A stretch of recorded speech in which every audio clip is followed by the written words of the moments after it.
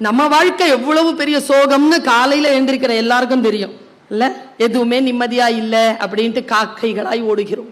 உங்களுக்கு தெரியுமா, குயிலுக்கு, காக்கைக்கு, பச்சை பறவைகளுக்கு இருக்கக்கூடிய பிரச்சனை தெரியுமா? நமக்கு தெரியாது. உதாரணத்துக்கு சொல்றேன். பறவைக்கு, நம்ம வீட்டில் நான் வெஜிடேரியன் சமைக்கிறவங்களுக்கு முட்டை கோழி அப்படின்னு சொன்னா ரொம்ப பிடிக்கும். முட்டை கோழியை சமைப்பாங்க. முட்டை கோழின்னா என்ன அர்த்தம்னா, அது முட்டை போட்டிருக்காது, ஆனா போடுற லெவல்ல இருக்கும். நிறைய அது உள்ள எடுத்து பார்த்தீங்கன்னா நிறைய முட்டைகள் இருக்கும். அது முட்டை கோழி சாப்பிட்றது.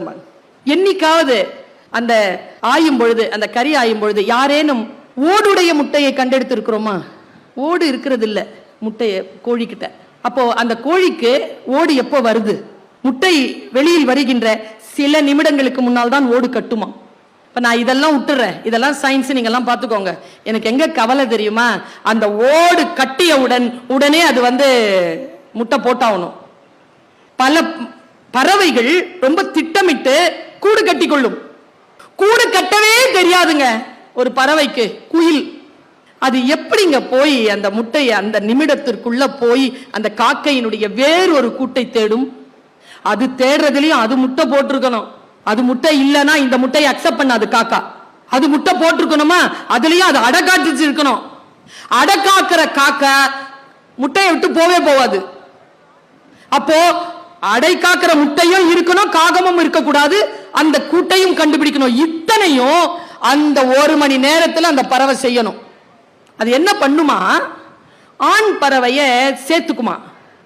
ஆண் பறவையை சேர்த்துக்கிட்டு அது போய் அந்த இடத்தை லொகேட் பண்ணிட்டு, ஆண் பறவை அந்த காகம் இருக்குல்ல, அந்த காகத்தை, அந்த பெண் காகத்தை சீண்டி அதை அந்த கூட்டுல இருந்து கிளப்பி தூரமா கொண்டு போகுமா.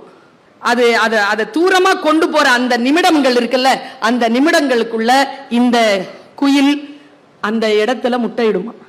கொஞ்சம் நினைச்சு பாருங்க இந்த ஸ்ட்ரகிள் நினைச்சு பாருங்க நீங்க. அந்த முட்டை போட்டுட்டு அது வந்துரும்.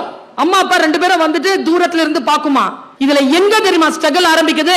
முட்டை போட்டதுக்கு பிறகு அம்மா அப்பாவுக்கு ஸ்ட்ரகிள் தீந்துருச்சு, ஆனா அந்த முட்டைக்கு ஸ்ட்ரகிள் ஆரம்பிக்குது.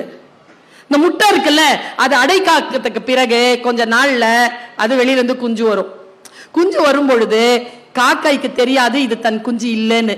என்ன ஆகும்னா, அந்த குஞ்சு வெளியில வந்ததுக்கு அப்புறமா குஞ்சுகள் வாய் திறக்கும்ல, வாய் திறக்கும் போது காக்கா சோறு ஊட்டும்ல, அப்போ ஒவ்வொரு குஞ்சும் சத்தம் போடும்ல.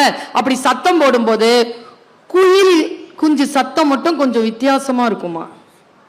அந்த காக்கை குஞ்சுகள் வாய் திறந்து திறந்து சத்தமிட்டு தாயினுடைய அந்த உணவை வாங்கி கொண்டிருக்கும் பொழுது இந்த குயில் குஞ்சு இருக்குல்ல, அதுவும் கத்தம் தானே.